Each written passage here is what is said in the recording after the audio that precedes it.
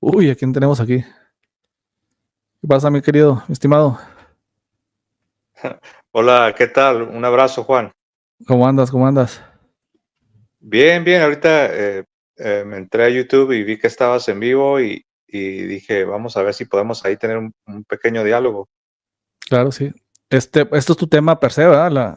El tema de sola escritura, el canon. Ah, no, el canon es de Rich, Sí, Leo. Creo que tú te has enfocado sí, más en esto.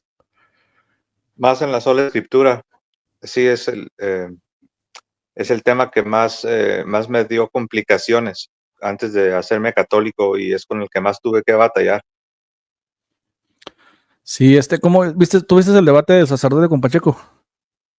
Sí, sí lo vi y obviamente siempre se pueden hacer observaciones de las dos partes, ¿no? Tanto de la parte católica como de la parte protestante.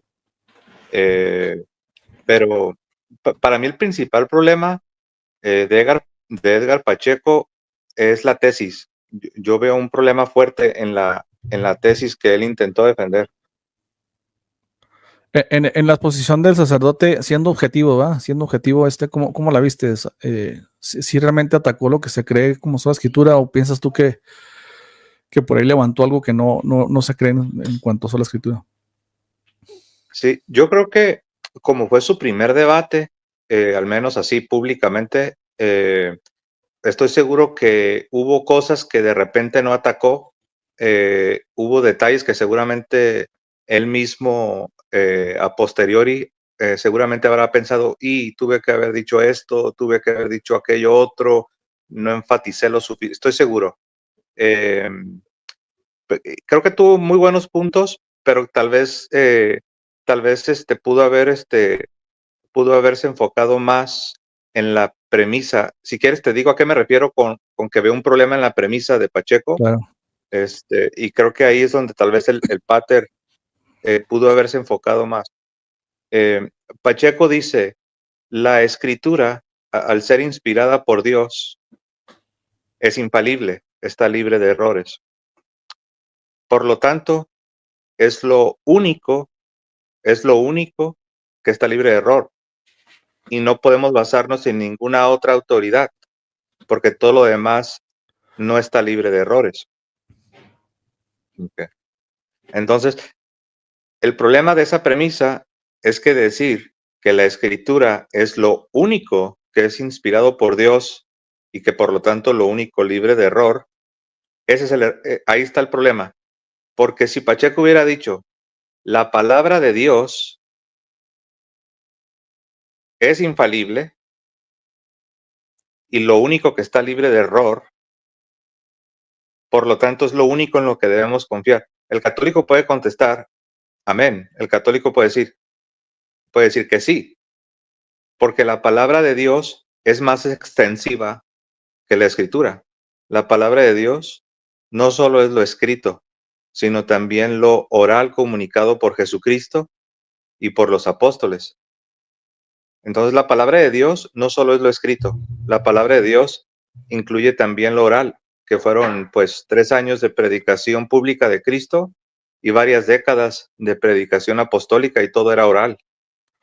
Sí, no, por ejemplo, mira, hablando de Pacheco, creo que, no sé si pusiste atención, que él dijo que la Biblia se declara a sí mismo cuando dice grafi, en segunda de Timoteo que dice grafi, o sea, está hablando de lo escrito, y ahí está hablando literalmente. La Biblia misma dice que lo escrito es lo inspirado, ¿no?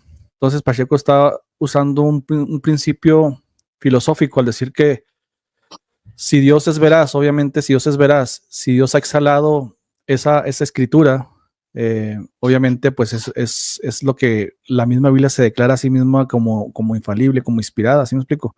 Ahora, por ejemplo, la Reforma no niega que hay una tradición oral, ¿va? Que se comunicó porque sabemos que el canon pues no estaba cerrado todavía para ciertos siglos.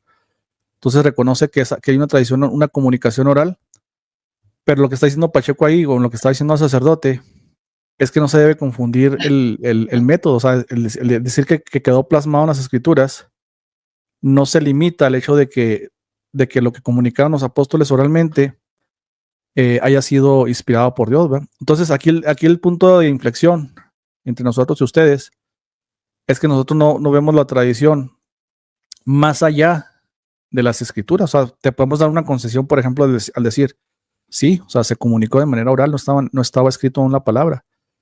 Pero lo que la iglesia protestante decía es que esa tradición que se comunicó quedó dentro de los márgenes de las escrituras, ¿verdad? O sea, no fuera de ella. Por eso dice que es suficiente para hacer del hombre de Dios enteramente preparado para toda buena obra. Y cuando Pablo está diciendo eso, está apelando únicamente a los grafi, que dice ahí en el griego, ¿no? A los grafos, a lo que quedó escrito. Entonces lo que está diciendo es que se tendría que probar que la tradición, no la que quedó escrita, sino tradición que está fuera de las escrituras, también tendría que tener ese carácter inspirado y divino, ¿eh? Y ese es el detalle que a veces yo no veo que se justifique. Ok. Dale. Ok, entonces digamos que ¿tú crees que la tradición oral también fue inspirada por Dios? La que está dentro del marco, o sea, digo, dentro del marco de las escrituras. Bueno, pero no me refiero a la escritura, sino me refiero a la predicación, digamos, oral de Jesucristo por 3 años, o la predicación apostólica de las primeras décadas en el primer siglo. ¿Tú crees que esa tradición de Cristo y de los apóstoles era inspirada por Dios? Claro, sí. Sí, porque la Biblia dice, ahorita lo leí en Hebreos 1, ¿no? Dice que Dios nos ha hablado, dice, por medio de los profetas. En este tiempo nos Sí, ha hablado por medio del Hijo, ¿va? Entonces, ok. nosotros sí creemos que esa comunicación en el lapso donde no estaba escrito la palabra de Dios Ok. fue comunicada por inspiración del Espíritu de Dios. Eso es lo Sí, que creo. entiendo. Pero entonces, si tú también crees que esa tradición oral de Cristo y de los apóstoles era palabra inspirada por Dios y por lo tanto libre de error, entonces, ¿por qué afirmar que lo único que está libre de error es lo escrito cuando, cuando tú mismo acabas de reconocer que también la tradición oral es inspirada y es libre de error? Sí, porque te digo, vuelvo y repito, o sea,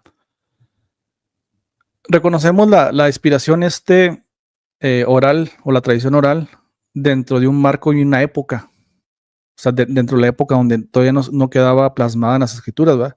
Se reconoce. O sea, Ajá. lo que no reconocemos es que esa comunicación oral haya quedado como vigente, ¿no? O sea, como que Dios, o sea, usó ese método de comunicar de manera oral en cierta época, en cierto contexto cultural, en cierto contexto de cierta época, pero no queremos que esa sea el método que persistió por los siglos, ¿sí me entiendes? Y eso es donde está el quiebre entre ustedes y nosotros, porque ustedes dicen, no, es que ese método Dios lo sigue aplicando, Dios lo sigue haciendo de esa forma, ¿sí me explico? Y ese siempre ha sido el debate.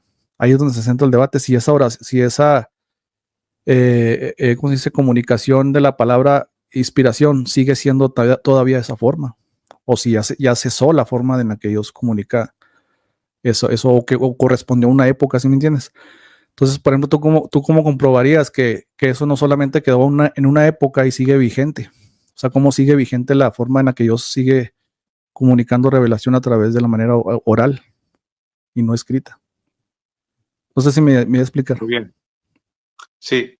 Por ejemplo, la pregunta que me viene a la mente, creo que estoy entendiendo bien lo que estás diciendo, que sí crees en la tradición oral como palabra de Dios, como inspirada y sin error, pero solamente la reconoces por un espacio de tiempo. Por el contexto, sí. Entonces, sí, entiendo el contexto, pero mi pregunta es, ¿qué te hace pensar que esa palabra de Dios de varios años, fueron 3 años de ministerio público de Cristo y fueron varias décadas de predicación apostólica? ¿Qué te hace pensar que eso desapareció? Eso es muy buena pregunta, porque la misma escritura, o sea, los agiógrafos de los mismos apóstoles nos narran y nos dicen que lo que ellos han escrito es suficiente para la salvación del hombre. Por ejemplo, Juan 20:31 dice, Jesús hizo muchas señales, ¿no? Muchas cosas que no quedaron plasmadas en este libro, Dice, hay muchas cosas que ni siquiera todos los libros del mundo pudieran contenerlo.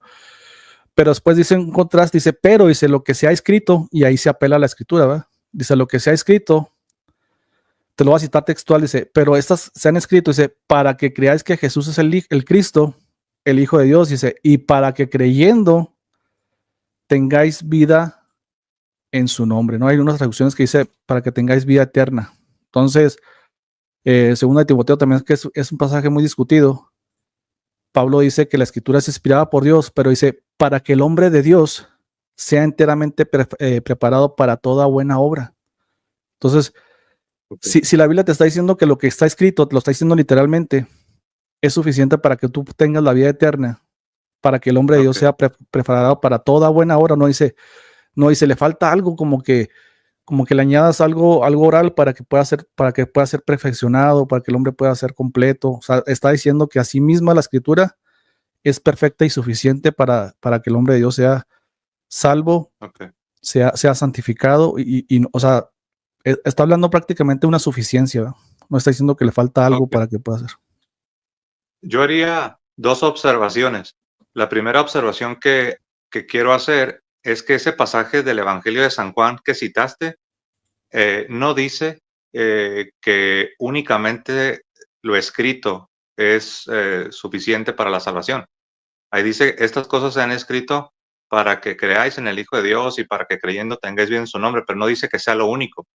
No dice que únicamente la escritura es suficiente para la salvación, porque recordemos que ya tenían décadas predicando y sí era suficiente para que toda la gente se salvara a pesar de que no estaba escrito.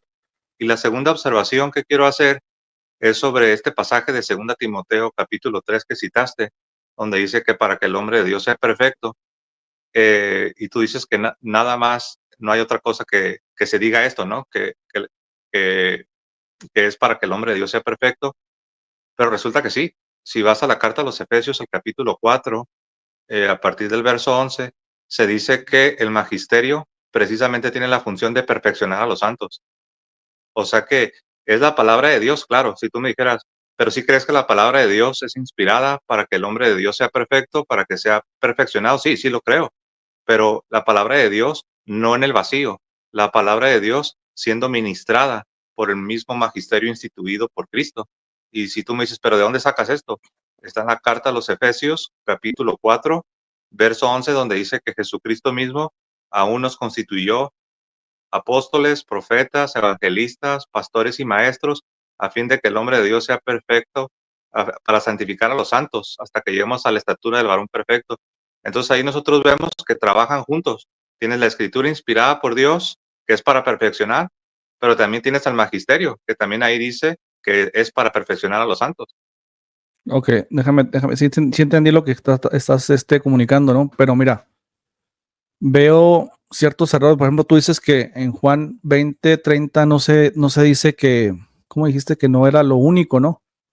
Sí, Pero que el no es lo detalle, único. pero el detalle ahí, el énfasis, José, el énfasis ahí no es tanto, ¿cómo te diré? Si hay otra fuente o no. O sea, lo que está diciendo es que lo que se ha escrito es suficiente para que tú tengas la vida eterna, o sea, o para que tengas tú la vida eterna, o sea, lo que se ha escrito. Entonces, si fuera necesario, por lógica, si fuera necesario otra cosa que no está escrito, entonces el autor tendría que haber dicho, estas cosas se han escrito, pero no son suficientes para que tú tengas la vida eterna. O sea, hay otra cosa que se debe hacer o se tiene que añadir para que tú tengas la vida eterna. Entonces, Pero el texto, el yo no texto, creo eso, ¿eh? ah, No creo que sea, perdón que interrumpí, no creo pídeme. que sea necesario negar lo uno para poder afirmar lo otro. Por ejemplo, yo acepto las dos. Yo acepto que lo escrito es suficiente para la salvación, pero también yo acepto que la predicación oral de los apóstoles, al ser palabra de Dios inspirada, libre de error, también era suficiente y poderosa para la salvación. O sea que yo acepto las dos. Yo para poder defender tradición oral no necesito negar la suficiencia o la perfección de la palabra escrita, sino que son las dos cosas. Por eso San Pablo dice en su carta a los tesalonicenses que él ha transmitido la tradición de manera oral y por carta. Entonces, si te fijas ahí, a la palabra de Dios le llama tradición. Yo sé que en Reina Valera no dice tradición, dice doctrina, que no está del todo mal porque la tradición es la doctrina de Cristo. pero en el griego aparece el vocablo paradosis, y paradosis significa tradición. Entonces Claro. tenemos tradición oral, y cuando dice Pablo, ya sea por palabra o por carta, ahí ya se está refiriendo a la Sagrada Escritura. Entonces tienes Sagrada Tradición oral, Sagrada Escritura puesta por escrito, y las dos son palabras de Dios. Ok, sí, no, sí te entiendo.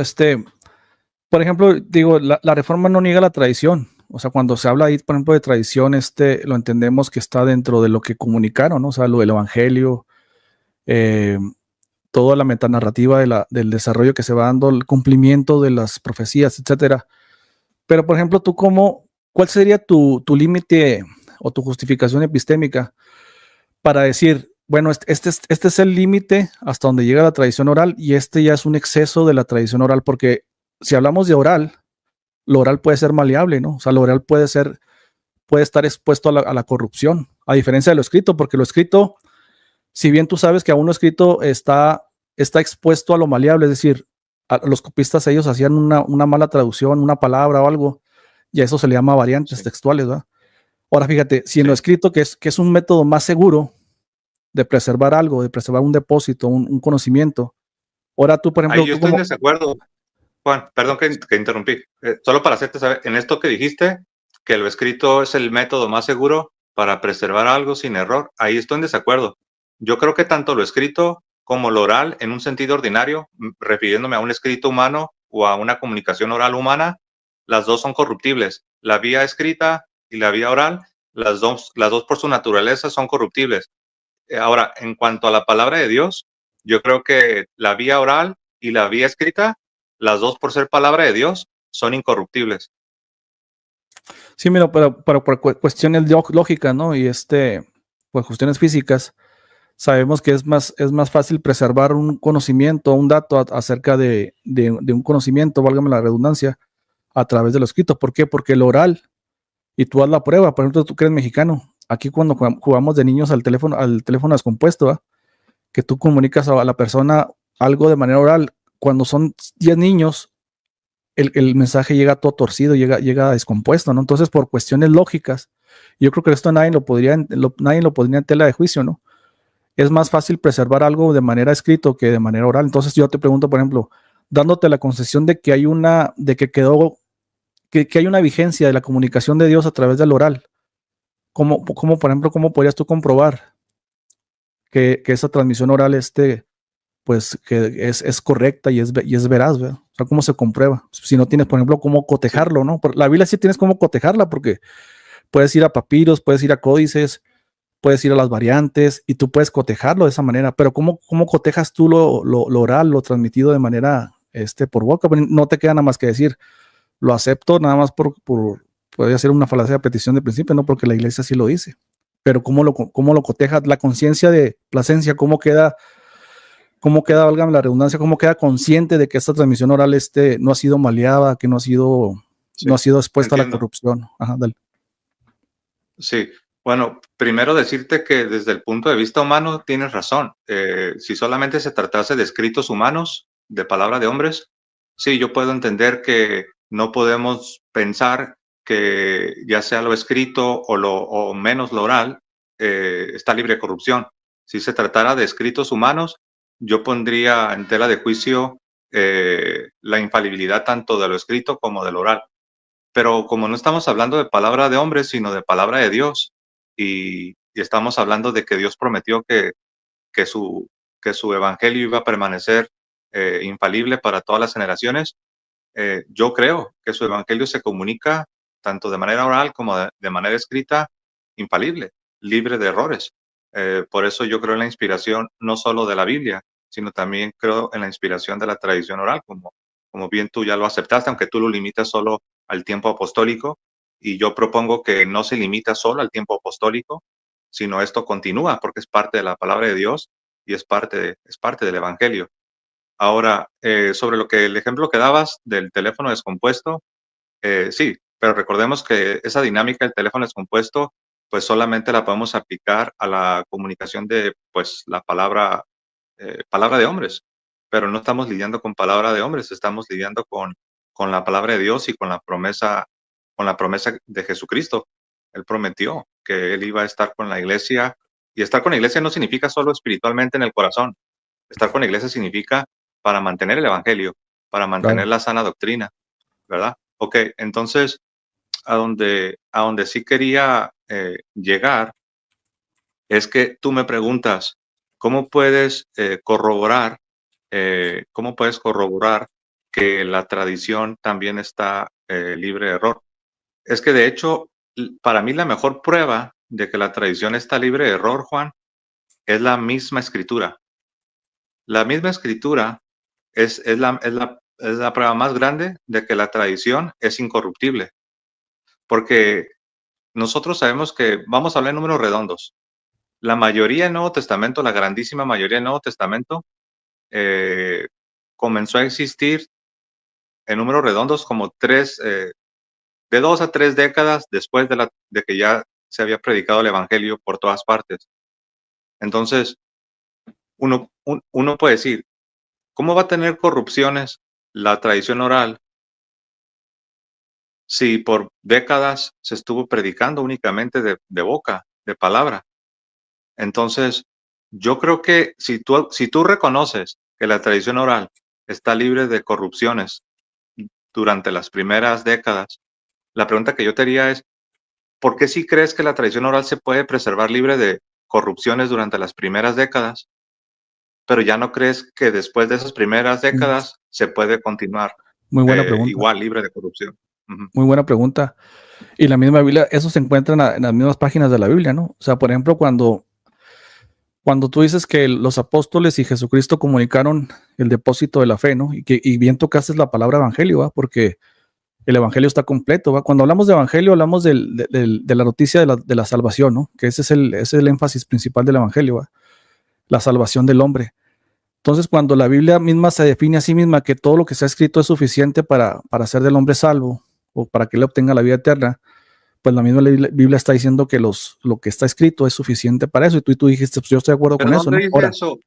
Juan, perdón. ¿Dónde dice ajá. que es suficiente? Porque 2 veces repetiste que la Biblia dice y que está escrito, pero ¿dónde dice eso? Yo no lo he leído. ¿Tú te refieres textualmente, o sea, que diga eso o que se extraiga esa verdad? Es que me sonó como que dijiste que la Biblia dice que solo lo escrito es suficiente. O Sí, no, yo, yo, sea, yo me te pregunto eh, que si tú me estás preguntando que si es literalmente, o sea, que diga que es suficiente ella misma o que se extraiga ese concepto de las escrituras. No sé si me es explico. que San Pablo Sí, cuando habla sí. de la tradición, Ujú, San Pablo cuando habla de la tradición, cuando habla de la palabra de Dios, que es la tradición sagrada, ujú.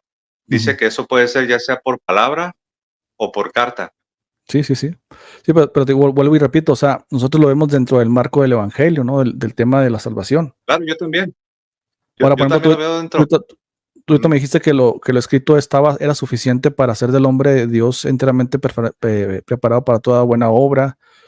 Era suficiente lo escrito para hacer del hombre salvo, ¿no? O sea, porque lo dice Sí, Juan. porque sí, Ujú.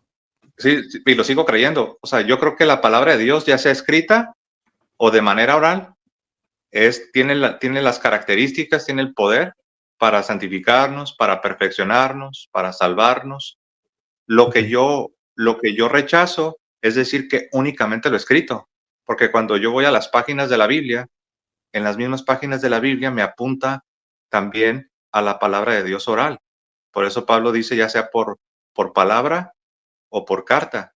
Y, por ejemplo, tú citabas el Evangelio de Juan, pero también podemos citar la primera carta de Juan, el verso 2 y el verso ya. 3.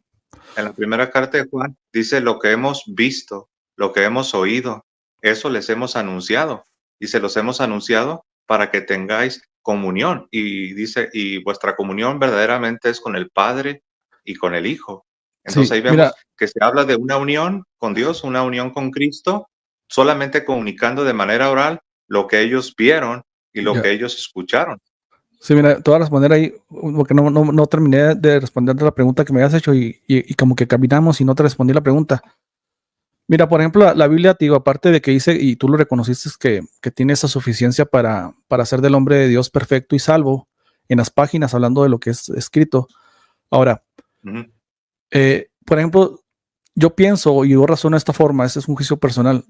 si tú tuvieras la razón, por ejemplo, que Dios sigue comunicándose, o sea, sigue comunicando revelación a través del oral y que no corresponde a la era de los apóstoles y profetas, entonces yo encuentro aquí una contradicción, José, porque mira, la Biblia dice claramente en Hebreos 1, dice, usando tiempos auristos, dice, Dios nos ha hablado a través de los profetas, ¿verdad?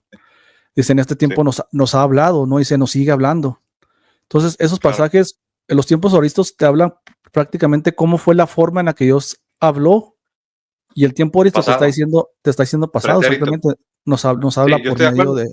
Ahora, permíteme Sí. terminar redondear el punto. Ahora, si yo te diera la concesión, Permíteme, se algo me, se rapidito, me va la idea. 10 segundos, Sí, dale. 10 segundos, para responder la pregunta que me hiciste. Tú dijiste, José, si tú crees que Dios se sigue comunicando, tienes problemas porque los auristos del texto sagrado están en pretérito. El detalle, Juan, es que yo no Mm. creo que Dios se sigue comunicando. Yo creo igual que tú. Creo que Dios nos ha hablado por el Hijo. Y yo también creo que en el griego los auristos están en pretérito. Por eso dice también en Judas, dice que la fe que fue entregada de una vez y para siempre a los santos, Ah, tiempo pasado. ahí es lo que no Entonces, entiendo, mira, ahí es lo que no entiendo para seguir continuando en tu razonamiento. Si tú reconoces que Dios ya no habla, ¿cómo es que puede seguir una tradición oral viva si Dios ya no sigue comunicando? O sea, es lo que no entiendo. O sea, ok, porque tú dices, yo te tú lo dices puedo que hay una, explicar. tú dices que hay una comunicación que sigue vigente, ¿no? Que sigue vigente la comunicación oral, pero si tú mismo reconoces que No, Dios pero, ya no ha hablado, o sea, no veo ahí como ok, la si quieres te relación. puedo explicar porque veo que esa parte ahí como que, y yo te entiendo porque no eres católico, o sea, no puedo Ujú. culparte de no entender todo porque sé que tú eres reformado. Eh, es que nosotros no creemos que la tradición de la que hablamos, la tradición de la que habla la Biblia y de la que nosotros hablamos los católicos, no es una tradición que Dios todavía sigue dando nuevas revelaciones. De hecho, nosotros creemos que la revelación pública fue entregada por Cristo a los apóstoles y es lo que Uy, llamamos el depósito de la fe.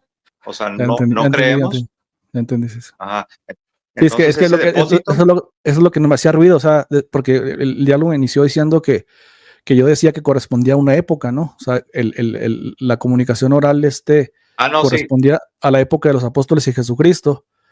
Y cuando tú me dijiste que sí. no, que esa tradición todavía seguía viva y vigente, entonces dije, entonces significa que el No, Dios sí. sigue comunicando otra vez a la Creo iglesia. creo que tal vez ahí fue un error de entendimiento, porque yo soy católico y tú eres reformado y tenemos categorías distintas. Pero no, creo que podemos entendernos.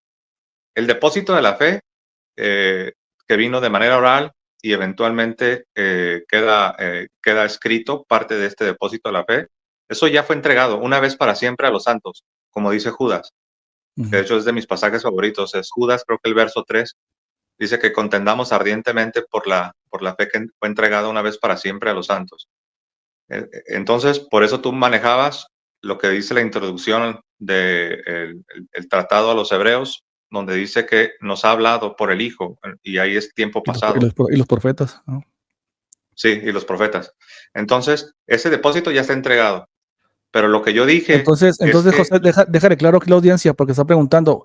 Entonces, la Iglesia Católica no cree que o sea, la continuación ¿cómo se dice? La transmisión oral siga viva en el sentido de que Dios sigue comunicando cosas que no quedaron en las como escrituras, mensajes sino, nuevos o nuevas ajá. doctrinas, no, eso no creemos, eso no es católico. Entonces, lo que se cree ahí es que, por ejemplo, Asunción de María, ¿cómo se dice? Purgatorio, ¿qué más?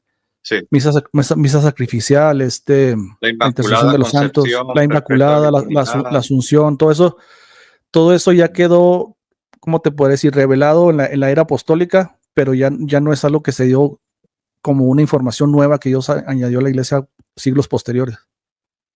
Eso es lo que Sí, se cree. nosotros creemos que, sí, creemos que todo eso pertenece al depósito de la fe. Eh, no hay que confundir revelación, porque estoy de acuerdo contigo. La revelación pública fue entregada una vez para siempre en el tiempo de Cristo y los apóstoles, y ya no se le puede seguir agregando como que más revelación, como algunos grupos creen, ¿no? Eh, pero una cosa es revelación y otra cosa es el desarrollo. ¿El desarrollo a qué me refiero? Sí, La sí, sí. explicación. ¿Cómo lo explicas? ¿Cómo lo desglosas? ¿Cómo lo sistematizas? ahí ya entra la Y la, dogmática y la, y y ahí tampoco. la explicación no está dentro ¿cómo se dice? De la tradición, o también hace uso de la tradición. Sí, o sea que y ahí está el detalle, ¿no? Que el magisterio, cuando explica una doctrina, lo que va a hacer es va a beber de la misma fuente, pero esta fuente fue comunicada de manera oral y de manera escrita. Entonces, el magisterio va a trabajar con un solo depósito, con el depósito de la fe. Pero si tú me preguntas, pero ese depósito de la fe, ¿cómo llegó a nosotros, a los seres humanos? Llegó de manera oral y llegó de manera escrita y así se expandió. Así, mira, el Nuevo Testamento, Juan, el Nuevo Sí, Testamento todavía ni siquiera se comenzaba a escribir cuando la palabra de Dios, el Evangelio, ya se había desparramado por todas partes. sí, claro, sí, sí. Sí, pues, Ujú, ahora yo te pregunto, por ejemplo, esa tradición que tú llamas oral, que no está en las páginas de la Biblia, ujú. es meramente oral o también es escrita, ¿no? Por ejemplo, yo sé que tradición le llaman a los escritos de los padres, ¿no? De la iglesia. Entonces no es meramente oral, sino que también está plasmada en los escritos, ¿no? Sí, yo lo explicaría de la siguiente manera. La tradición, en su sentido estricto, cuando hablamos de la tradición como sinónimo de palabra de Dios, esto es oral, porque tanto Cristo como los apóstoles lo predicaron por todas partes donde anduvieron de manera oral. Ahora, como también nosotros vivimos en el espacio y en el tiempo, a través de la historia, ha habido momentos particulares donde se ha puesto por escrito aquella tradición, aquella revelación. Y Y otra por no. eso vemos en, O sea, perdón, alguna sí se haga, o sea, alguna sí se ha puesto por escrito, pero otra no. O sea, otra sigue de viva voz. O toda se ha puesto por escrito, toda la tradición. es que tanto la tradición oral como la escritura, las dos cosas van a apuntar hacia una misma meta, hacia unas mismas doctrinas. Entonces, yo te podría decir en este momento que toda la doctrina está al menos de manera implícita en la Biblia, al menos de manera implícita. Ahora, si tú preguntases, entonces, ¿para qué necesito la tradición? Si me estás diciendo que al menos de manera implícita está toda la doctrina en las páginas de la Biblia. Y la respuesta es sencilla. La tradición viene a iluminar detalles, aspectos de las doctrinas que tú puedes encontrar en la Biblia. Sin embargo, la Biblia no es exhaustiva. No tienes ahí un tratado teológico exhaustivo que responda a todas tus interrogantes. Por ejemplo, el bautismo, yo sé que la Biblia habla de bautismo, pero la Biblia no te responde todas las preguntas que nos vienen acerca del bautismo. Y ahí es donde entra el papel o la función de la tradición, que viene a iluminarnos y viene a darnos detalles que no están de manera explicitada en las páginas de la Biblia. Claro. Y por ejemplo, si encuentras una tradición o lo que le llaman tradición oral, que no están contenidas en las Biblias, en la Biblia, en las páginas, que fuera contradictoria a las escrituras, como, por ejemplo, ahí tú, ¿a cuál le darías tú el peso, ¿no? O sea, si fuera, por ejemplo, la tradición te dice algo, pero es contrario al pensamiento de cómo es, por ejemplo, el tema de la salvación, ¿no? Si si la Biblia te está diciendo la salvación es de esta forma, pero la tradición te está diciendo, no, es de esta forma, y hay una contradicción en ellas, ¿cómo lo verías tú? O sea, ¿a cuál le darías peso en ese detalle? Sí, tiene que ser 100% armonioso con la escritura. Si algo no es 100% armonioso con la escritura, eso es lo que llamamos interpretación privada. Y yo sé que lo manejas como a manera de pregunta, ¿no? Algo hipotético, pero en la realidad sí ha sucedido, Juan. Si tú revisas la historia de la iglesia, te vas a dar cuenta que sí, ha sucedido que obispos, que hasta patriarcas han de repente elucidado sobre algún aspecto que al final resultó que era erróneo y ha tenido que ser ¿Y cuál es corregido. ajá, sí, sí, pero cuál es el parámetro cuando hay un error ahí? O sea, cuál es el espejo para decir, bueno, o es la tradición o es la Biblia la que dice cuál es la autoridad como para decir esta doctrina sí es correcta y esta doctrina no es correcta cuando hay una contradicción en cuanto a la tradición y a la escritura. O sea, ¿cuál de las dos tiene más peso? Las dos tienen el mismo peso, las dos están íntimamente unidas. Es como la persona humana tiene cuerpo y tiene alma. Y para que podamos hablar en el sentido estricto de una persona humana, necesitamos esa unión, la unión del cuerpo y el alma. Entonces, para hablar de depósito de la fe o hablar de palabra de Dios, Sí, necesitamos pero tener las dos. o sea, mi pregunta es así, por ejemplo, mira, tú dices que hay tradiciones que se han desechado porque tal padre o tal obispo lo han propuesto, ¿ah? Pero yo me refiero, ¿cuál es el filtro final para decir que esa tradición es incorrecta? O sea, ¿cuál es el filtro final? Sí, Ujú. el filtro final es el depósito de la fe. El depósito de la fe, pero que no está contenido únicamente en las escrituras. Porque también incluye el oral. Ujú. Por ejemplo, Ok, mira, deja algo sí, práctico, sí, porque sí, dale. esto puede parecer un poco abstracto, pero yo te puedo dar un ejemplo así práctico. Es que no entiendo ahí, Un, sí. ejem- un ejemplo práctico es que no estoy seguro si era sacerdote o no, se llamaba Elvidio.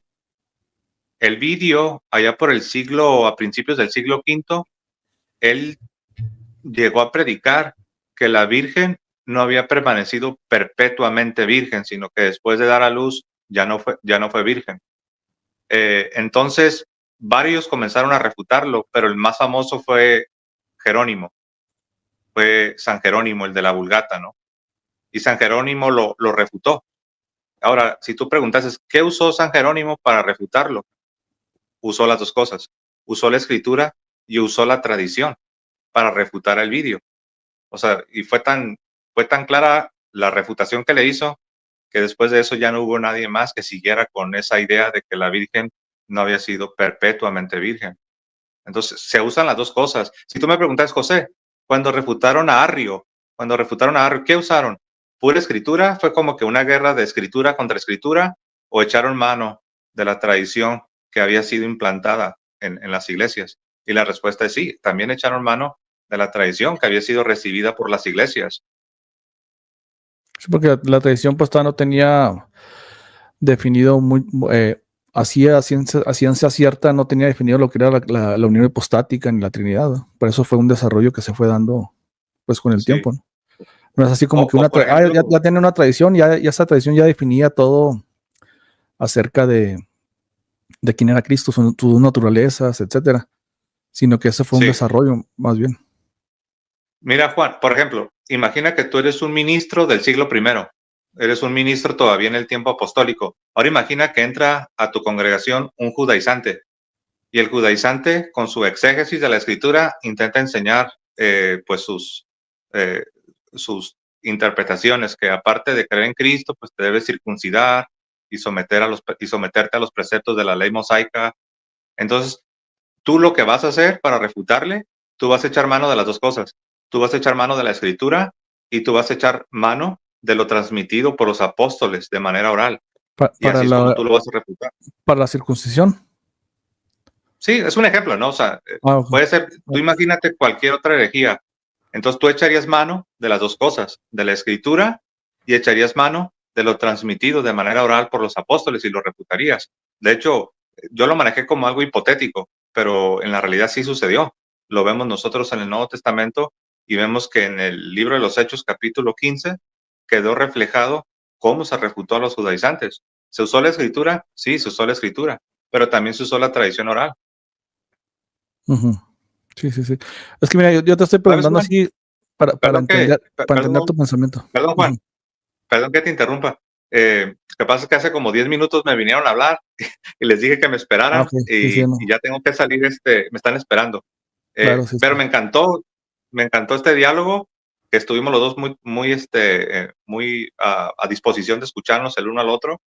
Si después gustas, nos podemos organizar y tener un diálogo así, pregunta Claro. y respuesta y nos podemos escuchar, ¿te parece? Claro que sí, sí, sí. Cuando Ok, Juan. tienes mi WhatsApp, a mí me te comunicas.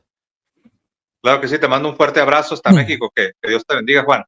Sale igual. Bendiciones. Gracias. Bendiciones.